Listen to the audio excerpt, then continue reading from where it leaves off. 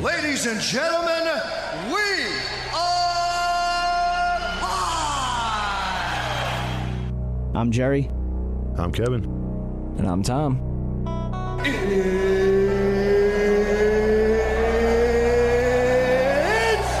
time! Live from the CSB studios in Westbury, New York. It's the Tom and Jerry Sports Show. Featuring co-host Kevin Dolan and the host that's been here since day one, Jerry Napoleonello. On Zeno Radio and on All Noise Radio. Tom and Jerry Sports Show live on Zeno Radio, Cyberstation USA, All Noise Radio, Stitcher, and the Live 365 app, as well as now TuneIn Radio on in the iTunes App Store. I'm Jerry Napoleonello. He's Kevin Donlin. Thanks for deciding to spend your afternoon with us. Another crazy, wild playoff weekend. We have the championship matchup set.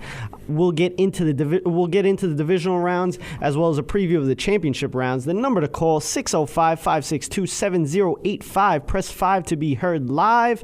But first, let's start off with the Tom and Jerry Sports Show 60-second summary. That's right. The divisional round started in Foxborough as the New England Patriots took on the Kansas City Chiefs. The Patriots found themselves well in control throughout, and after some questionable clock management by the Chiefs, the Patriots walked out of Foxborough victorious and on their way to the AFC Championship game. Brady delivers.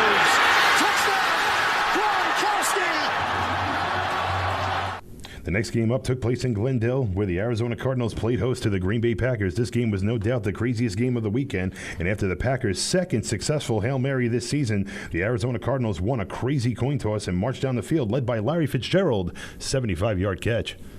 So now Arizona from the 20-yard line. Blitz coming, Matthews. Palmer stepping away at first. Palmer extending the play. Nobody there. Crosses the field. Larry Fitzgerald. Fitzgerald is going to take it into Green Bay territory. Larry Fitzgerald inside the 30, the 20. If he Larry scores, it's over. It's insane to the 4-yard line. One of the greatest postseason performers ever. The first game on Sunday was the Panthers and Seahawks. This game had blowout written all over it in the first half as the Panthers dominated. The Seahawks then came roaring back in the second half, but the comeback fell short, and the Panthers advanced to the NFC Championship game. End zone. Olsen, leaping catch for the touchdown. The final game of the divisional round was the Broncos and Steelers. This game was back and forth, and after a costly fumble by Fitzgerald Toussaint, the Broncos came out winners and advanced to the AFC Championship game to face Tom Brady in what could be a final showdown between Manning and Brady. Here's a handoff to Toussaint. Ball is on the ground and recovered by Ware. Cody Wallace tried to fight for it. Looked like Ware had it. It was Roby who charted out of his hands. And it's a Denver recovery. Toussaint was just untouched for the first 6-7 yards of that run, and then Roby came up and knocked it out. And I'm Kevin Dolan with your 60-second summary brought to you by Overtime. The game never ends. So everybody, let's give a round of applause for Kevin here for doing his first 60-second summary, writing it all down and everything. Boom. How you doing? We had another wild playoff weekend, let me tell you. Yeah. And I don't think it gets any more wild than the Arizona Packers game. Yeah, that was unbelievable. I mean, first of all, going into this year, there was 5 Hail Mary passes that have succeeded that were longer than, I think, 40 yards. Well, yeah, one was like a meaningless one with Houston, I think, right? There was one a couple of years ago with Jacksonville where the guy patted it down, the other guy caught it. But there was 2 that were done this year. So that's how crazy. Well, obviously now it's 7, but it was 5 going into this season, and now it's 7. And 2 of them were done by the Packers. Well, yeah. I mean, when it comes down to it, when you look at the 2 most memorable ones, this season, it's been both the Packers. These were final game, final second. I'm saying in, like, NFL. Like, not just this season. There wasn't 5 just this season. There was 5 altogether. Well, I mean, Houston had one earlier this season. I mean, it was a Hail Mary, but it wasn't for, like, the win. You mean like a game-winning Hail Mary? I just heard the stat. I heard there was 5. Now there's 7 because of the 2 that the Packers had this year. Well, the Packers ones were very, you can't forget them. I mean, let's be honest. They were the different. They're the reason why they're in the playoffs right now. Well, yeah. And the other one could have been it saved their season, and that one saved their season as well. Yeah. I mean, you can't get more dramatic than that. I think when it comes to that play. We talked about this, very, very minimal off the air. But, for the Packers and for the Arizona Cardinals, I mean, Bruce Arians on that final play, I mean, the play call can be very questionable. Well, we'll get into that. And, talking about Bruce Arians, we'll talk about the coach hirings, really, this year. The last, week or so, there's been a few. Obviously, the one that you're hearing more so in this area was obviously the Ben McAdoo hiring with the Giants. We'll get more into that when we get to it, but these are the hires, thus far. Doug Peterson was hired by the Philadelphia Eagles. He was I believe it was the offensive coordinator under Andy Reid with the Eagles. Then he went to Kansas City. He's actually their offensive coordinator right now for Kansas City. And now, obviously now that they are, eliminated, obviously, by the Patriots, he's going to be taking his job. And he actually, I think they just showed that he flew into Philadelphia today. Here we go. I'm going to give you a little fantasy football advice. Whoever the starting running back for the Philadelphia Eagles is going into next season, I think you need to pick him up. Yeah, I think he can really be a big difference maker. You know what? You see what Brian Westbrook was for the Eagles. You see what Jamal Charles. You even see what the running backs for Kansas City were even after Jamal Charles. Yeah. Ware and they really like to involve the running back. I mean, he really likes to involve the running back in his offense. So but even after Jamal Charles, like you were saying, even after Jamal Charles, the rest of their running backs stepped up. I mean, you had Chakandrick West. It's not even just about them stepping up. It's just about them being involved in his offense. Yeah. Oh, absolutely. A lot of play calls for them, and that's all you want when you're playing fantasy football. You want your guy to be involved, and right now this guy gets his running back involved more than anyone. A much different pace, no doubt. A much different mindset for the Eagles going into next season from what Chip Kelly was. So it's gonna be interesting to see with the Eagles because, they obviously. There was so much turmoil this year, and actually the last 2 years because of everything that Chip Kelly has done with the Eagles. Obviously getting rid of LaShawn McCoy, Deshaun Jackson, then the whole thing where they were, blaming him for getting rid of all the colored players. It's just, it was definitely turmoil in that team, in that organization. Now bringing in a guy like Doug Peterson, who's obviously been in this organization before, worked under one of the best coaches, really, if you want to say it, you could say ever. Because, just look at what the Chiefs did this year under Andy Reid. Mm-hmm. You start off 1-5, and then you just, basically bring up 11 wins in a row.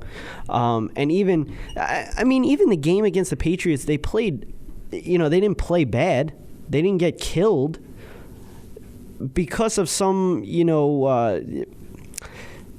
time management problems towards the end of the game, this game could have been even closer than it was. But this is a good hiring for the Eagles. It's going to be interesting to see because how different Chip Kelly has changed this team, has how different he's changed this team. To see what this guy is going to end up doing because it turned into such a college-based offense. And, I'd like to see what this guy does because obviously now it looks like that DeMarco Murray might stay in Philly. Well, that's someone you might want to go after then. He had the problem with Chip Kelly. We all understand this. But speaking of Chip Kelly, he is now the head coach of the San Francisco 49ers, and I think this is a good pairing. Yeah. I'm going to go into a little bit of a rant right now when it comes to it. But, for Kaepernick, he needed a change. Yeah. Obviously, there was a lot of, he was dealing with some injuries, but at the same time, there was a lot of struggle in the early part of that season. There's a lot of work that the San Francisco 49ers need. But I think the one way you stop a pass rush, and this is what Chip Kelly sees, and I see the point of where he's going at with this, is you got to get a high-paced offense. You got to tire out these defensive linemen. It's easy to block a defensive lineman that has played 60-something plays in a game. Well, that's the thing. Like I don't agree with Chip Kelly's offense because of how fast-paced it is, how many plays he likes to get in, and how less of a time he wants those plays in. You're really putting a lot of emphasis on your defense because now it's, all right, well, now they're going to be on the field for most of the game. You better have a good defense. You better have depth in your defense because you're going to tire them out. Yeah, no doubt in my you're trying mind. to tire out the defense of the opposing team. You're also tiring out your own Exactly. defense. I can see what you're saying. That's what I'm saying. And, if you really look at it, the teams that have done so well have been teams that have led the league in possession, time of possession. You saw it with the Dallas Cowboys when they had DeMarco Murray. They did very well, obviously. Last year, right? Not this year. Well, why don't you watch yourself over there, all right? All right. Don't worry, I don't want to talk about this year either. So yeah, exactly. But that's the thing. It's all about time possession, and I don't like Chip Kelly's offense, and I don't think it's going to work out. But I mean, with Colin Kaepernick and Chip Kelly, it's definitely a good marriage. But going on, Mike Mularkey was hired by the Tennessee Titans.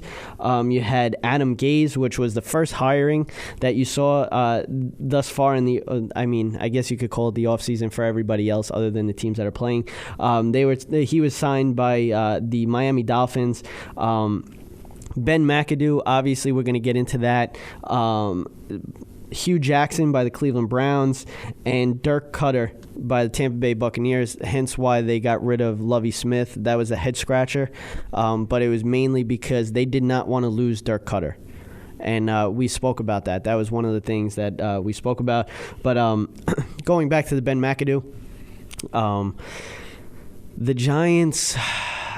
really, what can you say about this? I think as a Cowboys fan, I like this hiring, to be honest with you.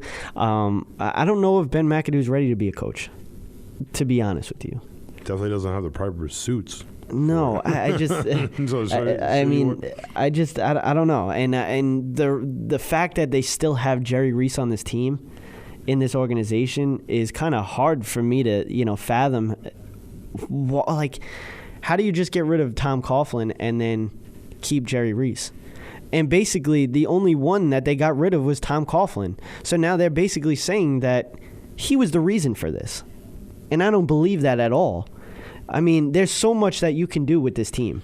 He's got nothing on defense. Well, right now you got to realize that he has a lot of money in cap. Now, it's a big difference right now. If they go out and they can't hire and they can't basically sign any of these big time players in the offseason. And I'm talking about guys like they have a big this year. They're going to have a big salary, money really, and they can go higher. They can go sign at least 2. Well, that's the thing. That's where it contracts. comes down to. You got to give Jerry Reese an opportunity at this rate. I mean, right now they were stuck with a lot of money in certain players that have gone and moved on, and basically their cap space was all questionable. Yeah. Now you got an offseason where you got guys like Justin Houston coming in.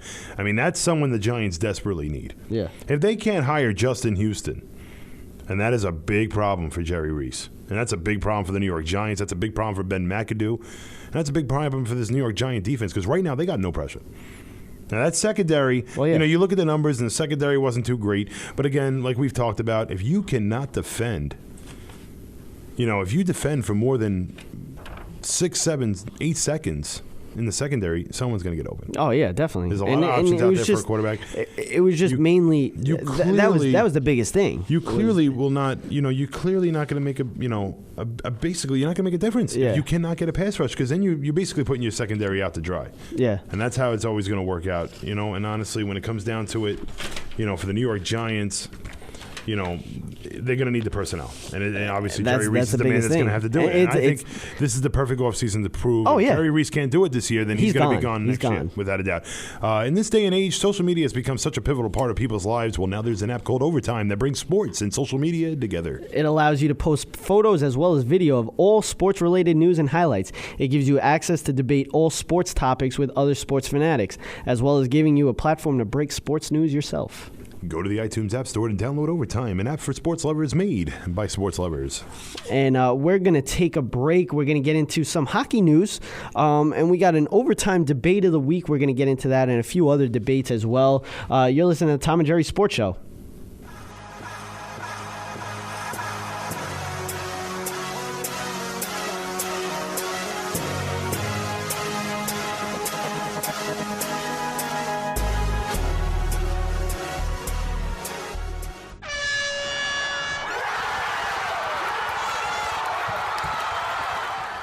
Do you have sports opinions?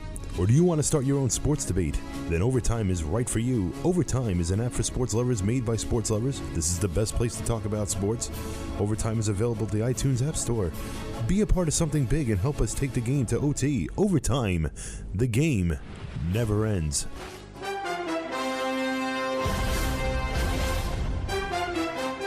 Follow the NFL this season on the Tom and Jerry Sports Show.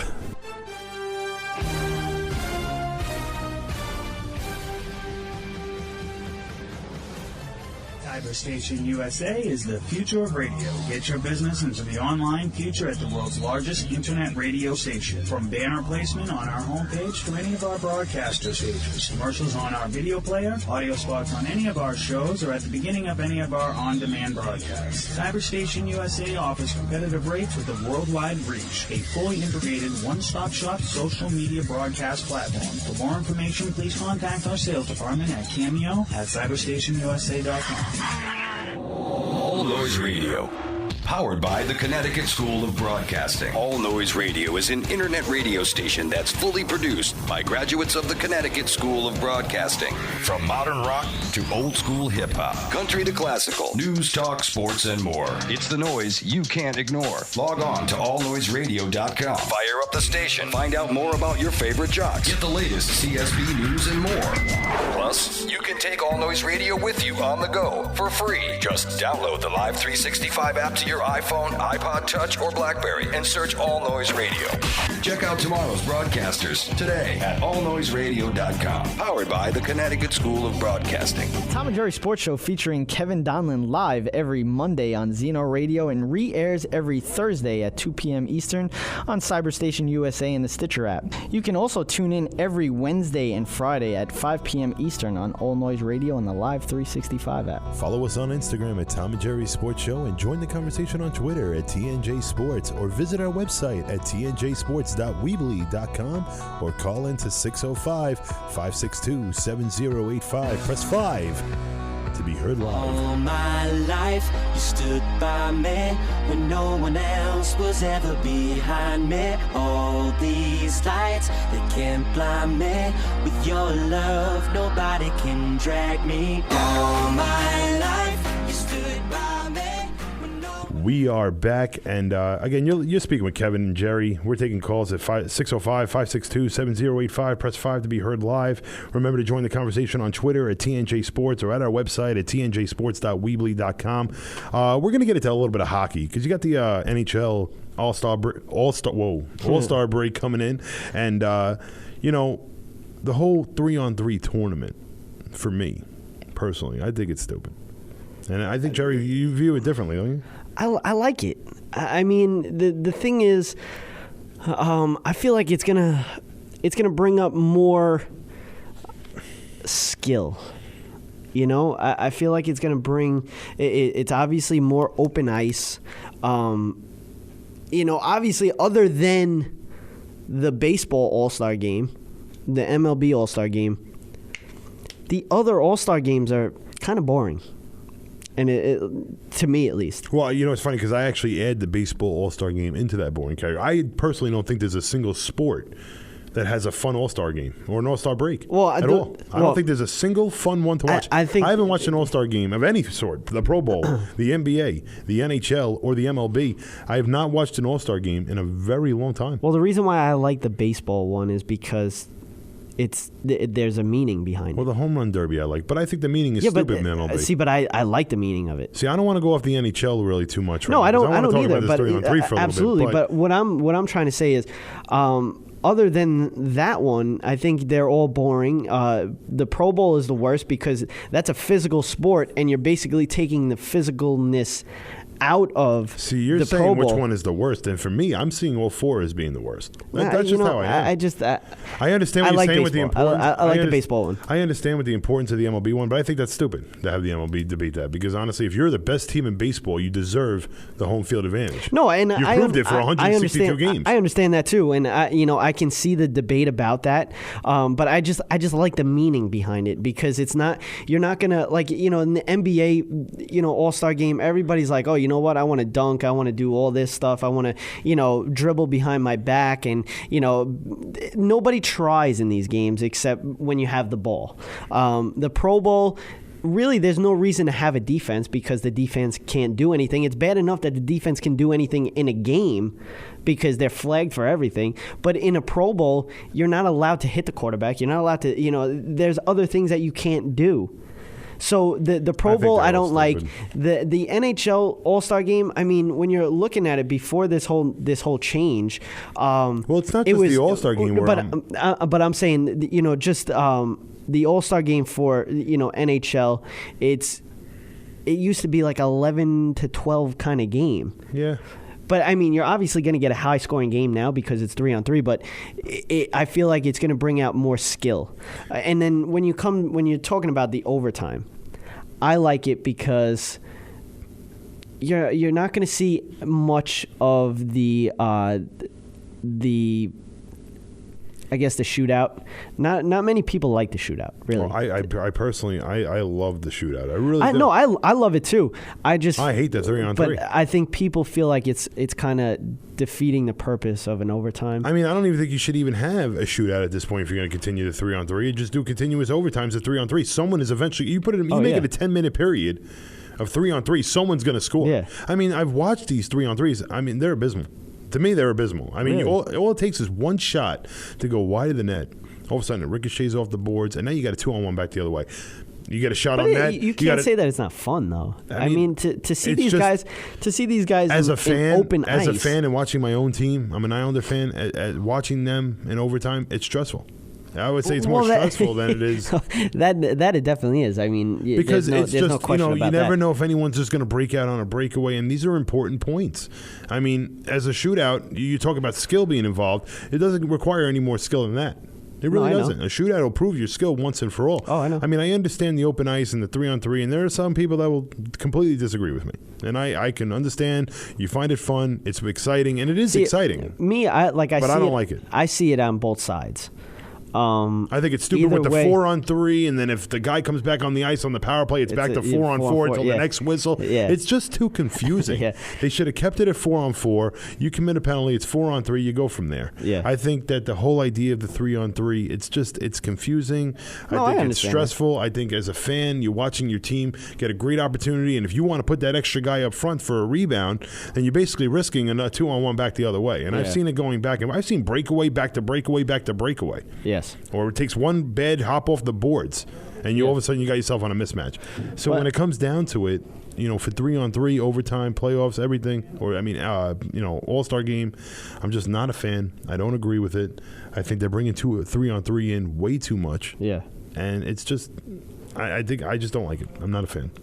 Now, another debate that kind of arose obviously through the NFL playoffs here, especially with the overtime game with Arizona and the Packers.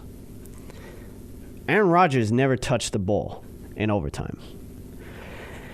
Many people say that, we should bring it back to the old way, but even then, it still wouldn't have done anything. He still would not have gotten the ball. In the NFL, you need a full team to win. You need a full team. You don't just need a great quarterback, and that's what people need to realize. No. I mean, you obviously have Tony Romo. Giant fans have had, Eli Manning for a long time. Even for Jet fans, we had Testaverde at one point. You need more than just a great quarterback. Well, no, really, that's all I can mention. That's how bad it is being a Jet fan these days. I mean, you don't have a lot of great. Well, you can say Ryan Fitzpatrick if you want. Well, you can, but I think he's one of the better. I think Testaverde had great years for the New York Jets. But it's been a long time. That was a long time ago. You might as well say Joe Namath. Yeah, I know. It's so bad. I know, you have no idea. But when it comes down to it, or Boomer Esiason. You do. Well, you need you need a great. You need a great team in the NFL. You can't just have a great quarterback. Absolutely. You could talk about if Tony Romo had the ball out of his hands, but if what would you be more upset about? But the fact that your defense gave up a 75-yard catch. Well, yeah, and he was wide open to the right. Oh yeah, you got to tackle Carson Palmer. That's the biggest thing. You have there's no question about it. You have to bring Carson Palmer down. So you blame the defense. You can't absolutely no. I agree with that. I like this. I like this overtime. Me too. I do like this overtime. I agree with him 100%. I never liked the old one. And then I can take the side of the college rules. I mean, the college rules, it gets to a point where it could go on and on and on and on and on. So, many people will bring up, what if the other team gets a shot? But in the new overtime rules, you can get that shot. Your defense has to stop them. You could be on the 5-yard line, first and goal, and if you come out with a big goal line stand, exactly, all of a sudden now the team has a predicament. Do they go for it? And if they don't get it, now all you have to do is get to your own 35, and you got a game-winning chance. Exactly. I think it brings a lot more thinking into it. I think the coaching is a lot more important. Oh, yeah. And I mean, I've even seen, a bunch of coaches that, we can even debate on and on and on, and we'll get more into this in the next segment about the debating, these, particular coaching decisions from even the winning teams of these past games, like we talked about with Bruce Arians, and I even want to talk about Belichick a little bit too. Yeah. But, when it comes down to it, this overtime, it's exciting. It is. And even for teams that are in the Super Bowl, imagine going to the Super Bowl and losing because you lost a coin toss. Yeah. I mean, come on, you played all season long for a coin toss. Think about that as a player. You put all that hard work in all year long, and you couldn't win that bonus for the Super Bowl because the coin toss didn't go in your way. Now, as a defensive player and offensive player, you earn it. You earn it either way. Absolutely. If you're going to stop this team on the defensive side of the ball, then you earned the Super Bowl. Yeah. You earned it. And if you can't stop them, then you didn't earn it, obviously. Yeah. So when it comes down to it, I'm a big fan of this, the overtime in the NFL. I wouldn't like to change it. If they wanted to change it to the college rules, I don't even think I would object to that. But they cannot bring it back to the way it was. No, absolutely not. The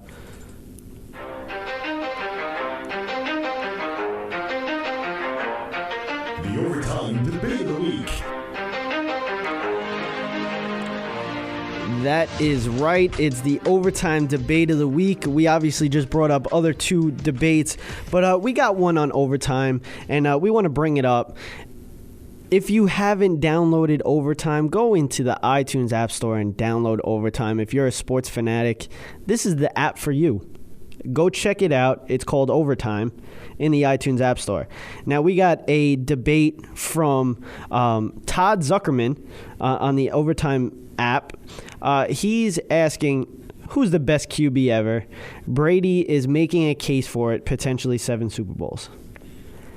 See, I can't put my opinion here because I'm a Jet fan, and I absolutely hate Tom No, Brady. but you know what? You can, because you've seen Tom Brady more than basically anybody other than a Patriots fan. Well, and you know what? A good point was made. I was listening to Mike and Mike, and obviously, Greenberg is a Jets fan, and he made a good point. Your opponent, your rival, more than your own team, and it's true, because all you're thinking about is how your team's going to beat this guy. You watch them over and over again because, obviously everybody knows that I'm a Cowboys fan. So that I watch more Giant games than, But if I were to ask you, is Eli Manning considered a great quarterback in the NFL this year, what would you say? Or a top 5 quarterback, what would you say right now? Top 5 quarterback this year? Yeah. Or like overall? This year overall. This year, yes. What about overall? Overall, no. Two Super Bowl wins. No. Who's ahead of him with Super Bowl wins? There's his brother, obviously, Tom Brady. The thing is, I don't put Eli up there because obviously I've watched Eli, and I don't think he's the greatest. I think this year he's proved this year more than any other year prior. Yeah, absolutely. But he is a great quarterback. But the thing is, we're talking about Tom Brady. So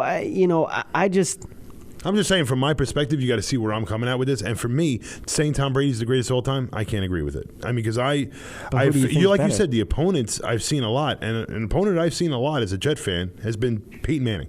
Now, I understand the one Super Bowl wing. I understand. This guy does a lot more than become a quarterback of the NFL team. Well, yeah. He is a leader.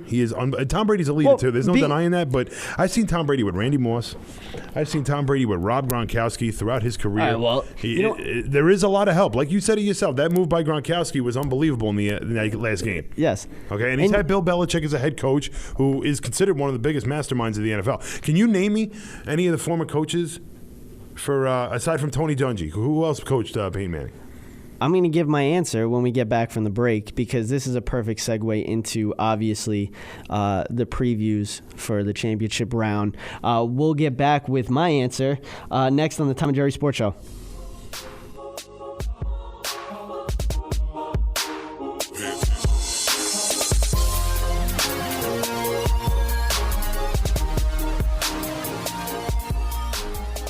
The Tom and Jerry Sports Show featuring Kevin Donlin live every Monday on Zeno Radio and re-airs every Thursday at 2 p.m. Eastern on Cyberstation USA and the Stitcher app. You can also tune in every Wednesday and Friday at 5 p.m. Eastern on All Noise Radio and the Live 365 app. Follow us on Instagram at Tom and Jerry Sports Show and join the conversation on Twitter at TNJ Sports or visit our website at tnjsports.weebly.com or call in to 605-562-7085. Press 5 to be heard live.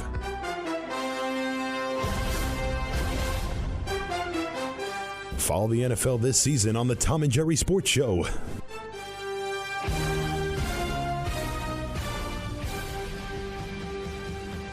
Cameo Entertainment Group and Cyberstation USA are now part of Stitcher, a free radio app for your smartphone. With Stitcher, you can listen to live programming as well as archived radio programming right on your phone. To obtain Stitcher, just go to the App Store for your particular phone. Go to search, then type in Stitcher. That's Stitcher, S-T-I-T-C-H-E-R. S-T-I-T-C-H-E-R. Then download. It's that simple. Stitcher, a free radio app for your smartphone. Convenient access to live and archived Cyberstation USA programming on your mobile phone. That's Stitcher, S-T-I-T-C-H-E-R. Cyberstation USA, always on the go. All Noise Radio. Powered by the Connecticut School of Broadcasting. All Noise Radio is an internet radio station that's fully produced by graduates of the Connecticut School of Broadcasting. From modern rock to old school hip hop, country to classical, news, talk, sports, and more. It's the noise you can't ignore. Log on to allnoiseradio.com. Fire up the station. Find out more about your favorite jocks. Get the latest CSB news and more. Plus, you can take All Noise Radio with you on the go for free. Just download the Live 365 app to your iPhone, iPod Touch, or BlackBerry and search All Noise Radio. Check out tomorrow's broadcasters today at allnoiseradio.com. Powered by the Connecticut School of Broadcasting. Until the end of days, they'll remember our names. Face yourself in all goes down tonight. Time will tell you. All right, well, we're back, and I obviously promised that I would give you guys my answer for this. My answer towards it is kind of the same as what you said for Peyton Manning and Tom Brady. See, I feel like Tom Brady's never had the help. I mean, until he got Gronkowski. But Randy Moss. Well, let me get to that first. When he did have a great wide receiver, he broke records. And if you look at it, before Randy Moss, who was his best wide receiver? Who was his best weapon? Deion Branch. Thank you. Deion Branch. Good wide receiver. I'll give him that. But, I mean, let's be serious now. And the way I look at it is Wes Welker, yeah, he was a great wide receiver as well for Tom Brady. I honestly think that other than Randy Moss, Gronkowski is his best ever, weapon. But I mean, the guy does everything, and I know Peyton Manning's the same way. Peyton Manning, but he's always had Marvin Harrison, and when he didn't have Marvin Harrison, he had Reggie Wayne. He always had Dallas Clark. Then he goes to Denver. And then he's got Demaryius Thomas. Then he had Julius Thomas. Then now he's got Emmanuel Sanders. He's finally, I mean, other than this year, he had a decent running game his whole career. I mean, you had his rookie year. Obviously, he had Marshall Faulk, but that was, his rookie year was terrible. But it goes to show you, then he had Edgerrin James, Joseph Adai. I mean, Joseph Adai was all right, but, just... You hear yourself. Come on. You're going to tell me that Edgerrin James is not a great running back when he was with the Colts? Yeah, when he was with Arizona, too. Yeah. Okay. So I'm being just sarcastic. I you know, understand that. How are you being sarcastic? Edgerrin James was a great running back. There's no doubt about it. But It's not hard to run when you had the threat of Peyton Manning on your team. But this guy's also going for the Hall of Fame. Ask Joseph would die, bro. Ask Joe would die about how successful he was with him. Ask C.J. Anderson and Ronnie Hillman. Put those two running backs on any other team right now, and look how much they struggle with Brock Osweiler. No, I know. And they struggle with Peyton Manning, too. I know. Because Peyton Manning isn't the same threat like he used to be. Why do you think C.J. Anderson had such a great year last year, and this year he's been able to struggle? No, I understand Clearly, that. Peyton Manning has clearly been hurt all year. I know. He's been hurt all season long. It's been a struggle for him to move the ball. And these running backs are paying off from it. I love Peyton Manning. I always have. I love the way his mind works. I've always said it. This man is field. impossible to stop. He was impossible to stop. You could not stop Peyton Manning. But you can't stop Tom Brady as well. You could stop Tom Brady. How? I've seen the Jets stop Tom Brady. You can ask the Giants how they stopped Tom Brady. They did it twice. Can you tell me how? You get to him. Well, now this is another thing. All right, now Peyton Manning, you couldn't get to because he checked down. He audibled like in the crazy. AFC. In the AFC since 2003. How many quarterbacks have been in the AFC Championship? Tom Brady and Peyton Manning. There was 4. All right? 4. And there was only one that only went there once. Obviously, they ended up winning the Super Bowl. It was Joe Flacco. The other 3 were Tom Brady, Peyton Manning, and Ben Roethlisberger. Who's had the most AFC championships? Obviously, come on. Tom Brady, 5. He had 5. This guy is going. It's unreal. You could debate the rest of the teams around him, but it's unreal. It's unreal, bro. You can debate how great his team was around him, bro. But it's just Tom Brady. There's no. I just feel like there's no question about it. This guy is the best ever to do it. I'm sorry, bro. I strongly disagree with you. We're gonna have to agree to disagree on this. Yeah, because I understand the success of Tom Brady. I am not saying Tom Brady is the worst quarterback ever. I'm not saying he's a decent quarterback. But he is a great quarterback, but he has had a lot of help. That defense he had for a long time was very, very good. It was. And for the Colts, you couldn't name a good defense this team had. Huh. They had they had the years with Dwight Freeney, a couple of pass rushing, and they were a great team. Yeah. There's no arguing that. And now the defense that Peyton Manning has right now is arguably the best defense he's ever played with in the final year of his career. Oh yeah. So for me, by far. I'm sorry. I understand the rings. I understand the rings don't compare. It's the best defense that either one of them. Tony has ever Dungy seen. and Bill Belichick are two completely different kind of coaches. No, I know. Draft everything. And right now, you had Peyton Manning for years. The guy was great. All right, he goes to Denver, and he continues his greatness. They continue to build off their team because they were building that defense. Yeah. And now they have this man to go with that. Personally, I think they're the favorites to win the championship. I'll be honest. Yeah, I think they're the favorites to win the Super Bowl. I think Denver Broncos defeat the New England Patriots this Sunday. I truthfully do. Well, especially if Tom Brady tries to throw this ball on 3rd down and 11 and get a tip ball, because next time it's not going to go to Julian Edelman's hands. We're going to get into that more when we start talking about the preview for the championship rounds. But we had a great weekend, and we're going to get into the games right now. First game, obviously, was Tom Brady. Chiefs and the Patriots. Patriots basically had this game in the bag probably for most of the game until about 6 minutes left. Chiefs had the ball. 6 minutes left. All you have to do is score quick. Score quick. They wasted 5 minutes. Wasted 5 minutes on that last drive for the Chiefs. They lost that game for them with that drive. The time management was very poor. Very poor. And of course, they got that ball with about 6 minutes to go, and they didn't score until under 2 minutes to go. Exactly. You have to, you wait until, the 2 minute warning. You're looking for problems.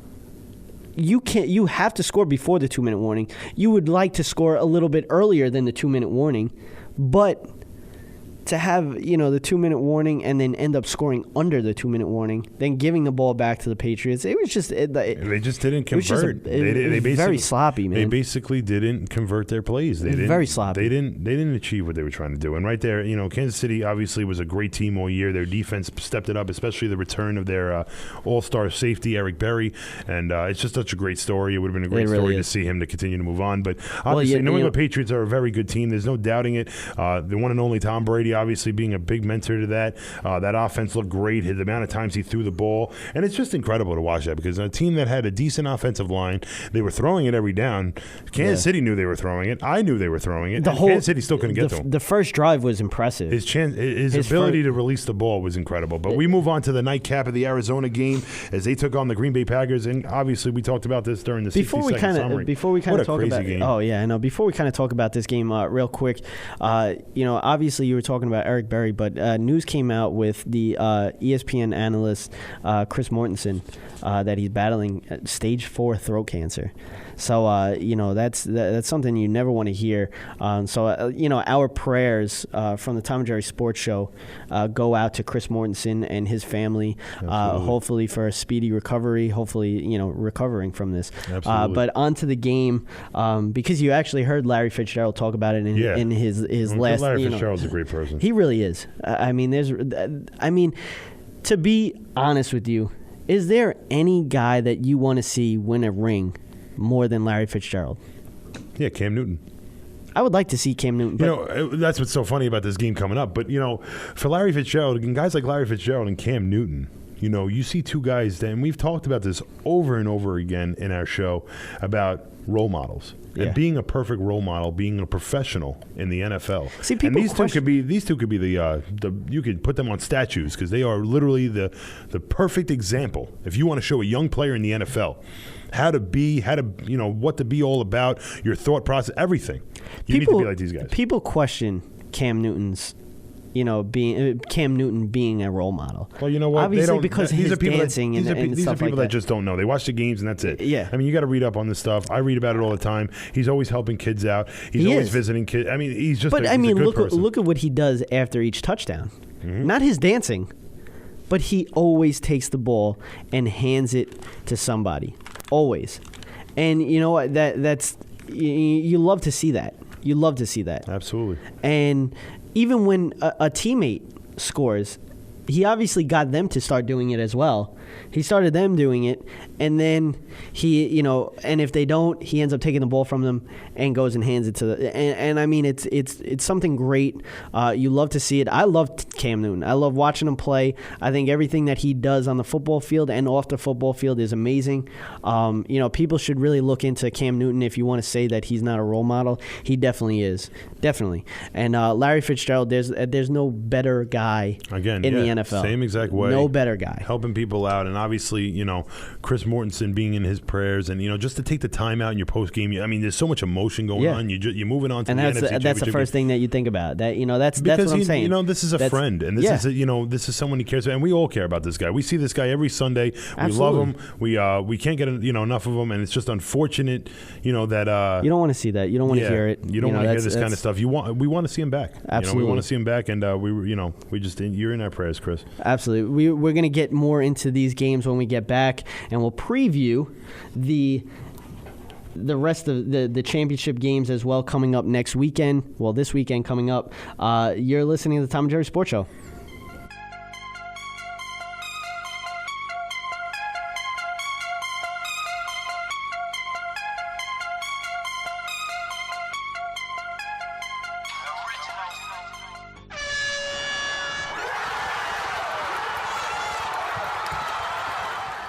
Do you have sports opinions? Or do you want to start your own sports debate? Then Overtime is right for you. Overtime is an app for sports lovers made by sports lovers. This is the best place to talk about sports. Overtime is available to the iTunes App Store. Be a part of something big and help us take the game to OT. Overtime. The game never ends.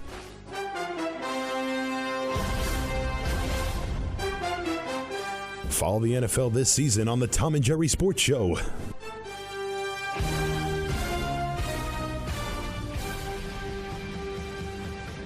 This is the evolution of radio. Cyberstation USA. Our inventions change us. They make us think differently. Something new added to the real world. The leading edge of evolution. That development has got to be delivered. CyberstationUSA.com. The most sophisticated that I've ever seen. I'm not sure exactly what the future is, but I'm pretty sure it's not going away. Connecticut School of Broadcasting founder Dick Robinson. You know, the media business has changed a lot since we opened our doors in 1964. Now media content is everywhere, on air, online, on the go. More than ever, companies are looking for people to help drive this new media. At Connecticut School of Broadcasting, you'll get hands-on training on the latest software and equipment in a matter of months, not years. Connecticut School of Broadcasting has placed thousands of grads in broadcast media careers. It's all about versatility. You see, at a radio station, if you also know how to shoot, edit, and post videos, you become a pretty hot commodity. That's the training you get at Connecticut School of Broadcasting. Connecticut School of Broadcasting with locations up and down the East Coast from Massachusetts to Miami. Call 1-800-TV-RADIO or log on to gocsb.com. Connecticut School of Broadcasting, the nation's oldest and largest group of broadcast media schools, redefining training in radio, TV, and new media. Get trained. Get connected. 1-800-TV-RADIO. I will fight till I take my last breath. I got the heart of a warrior, the heart of a warrior.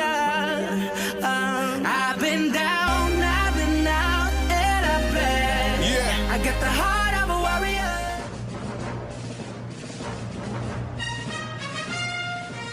The Tom and Jerry Sports Show picks and predictions for the championship round.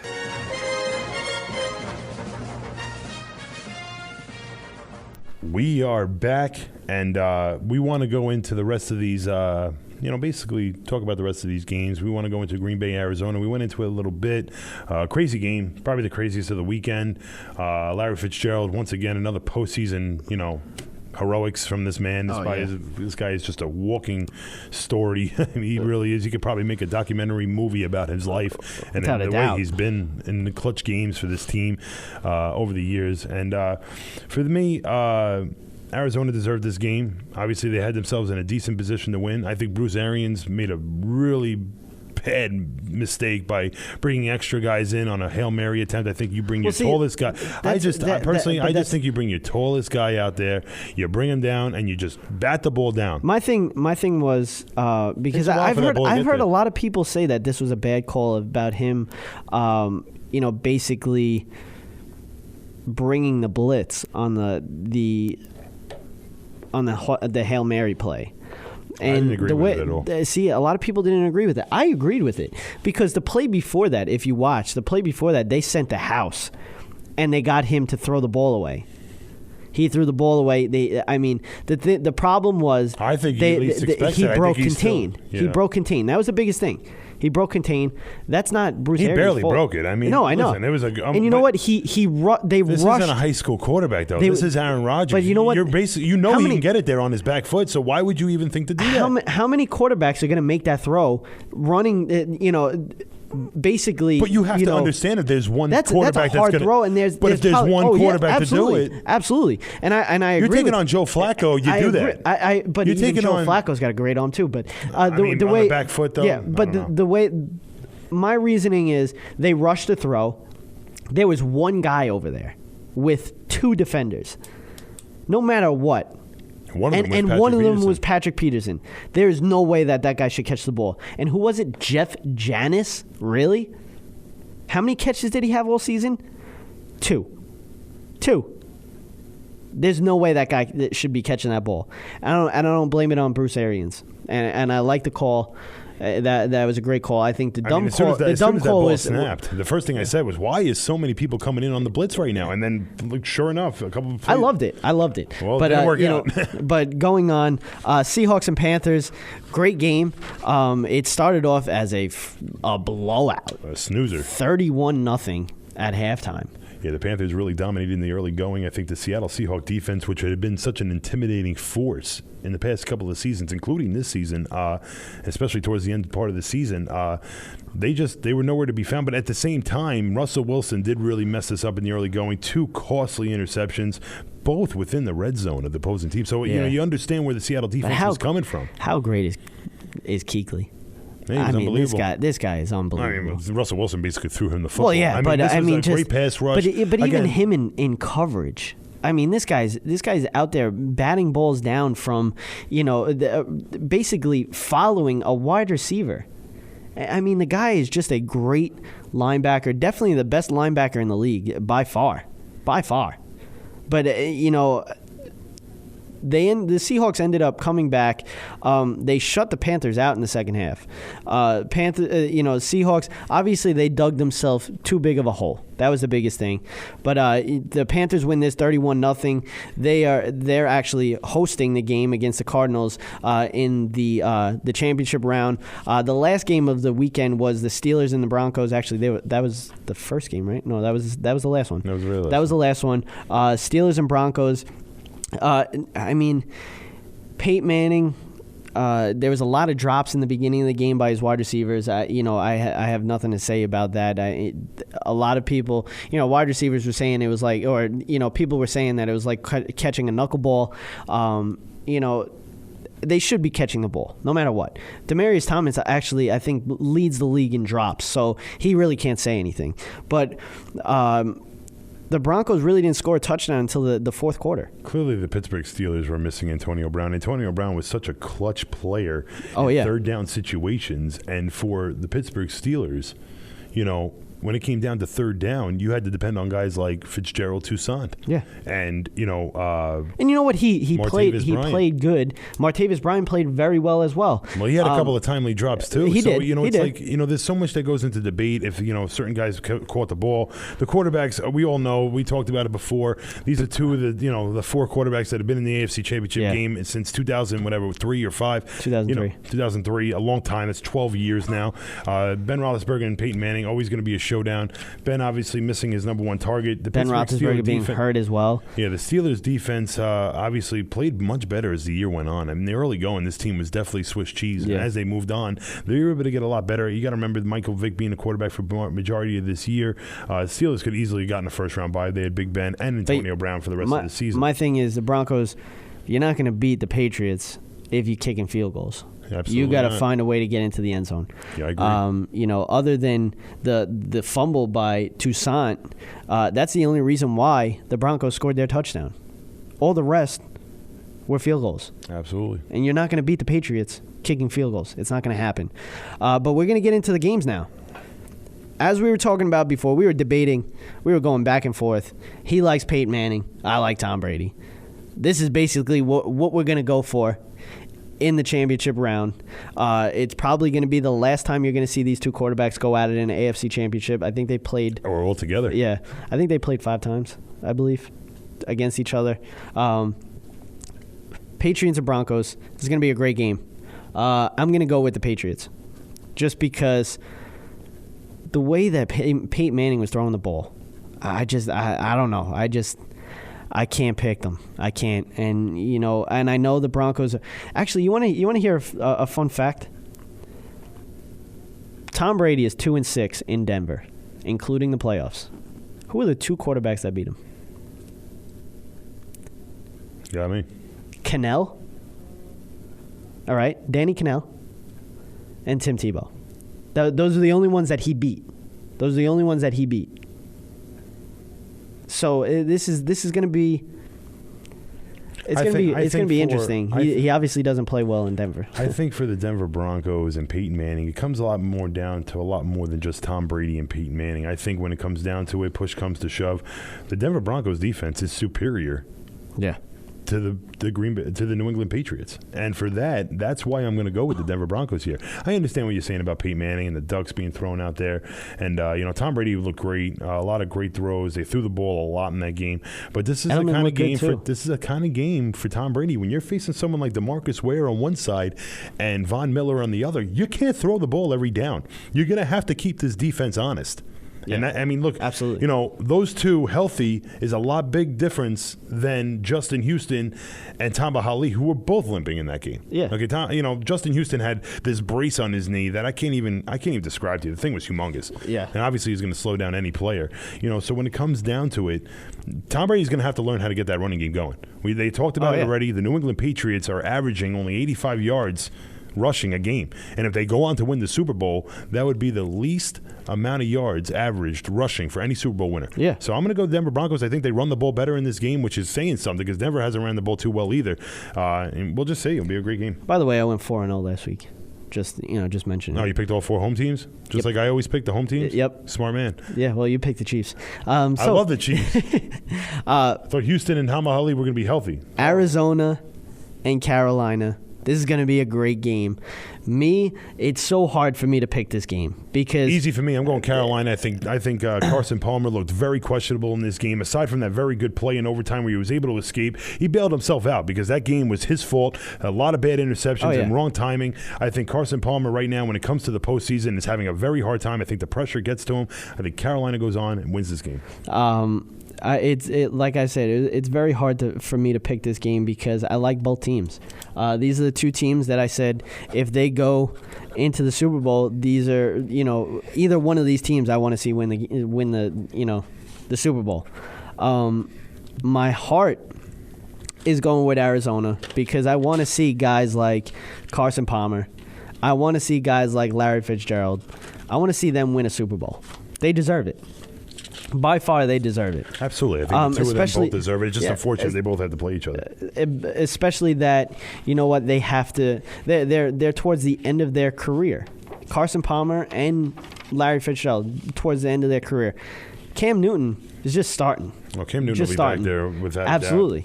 Especially if that defense stays this way. It will. So my heart is going to go with the Arizona Cardinals, and my head, I think I'm going with Carolina.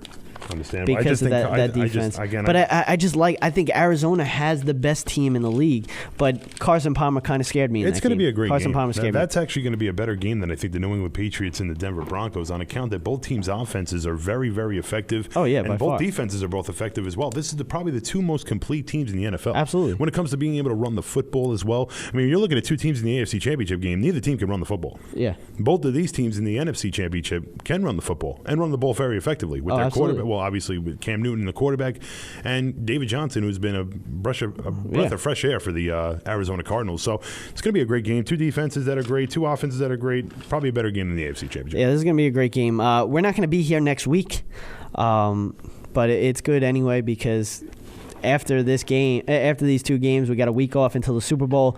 We'll be back the week of the Super Bowl, talking the Super Bowl, obviously, who we think is going to win, who's going to be in it. We'll recap the championship games as well. Obviously, you guys are going to know who's going to be in the Super Bowl anyway by that time, but we're going to still recap the game. That will do it for the Tom and Jerry Sports Show. Check us out on TuneIn. When we're live, we're on TuneIn. Check us out on Zeno Live, Cyberstation USA, iTunes, Stitcher, basically everything. And check out our website, tnjsports.weebly.com. Follow us on Twitter at the letter T, the letter N, the letter J Sports, or at Instagram at Tom, the letter N, Jerry Sports Show. That will do it. I'm Jerry. I'm Kevin. Be breezy.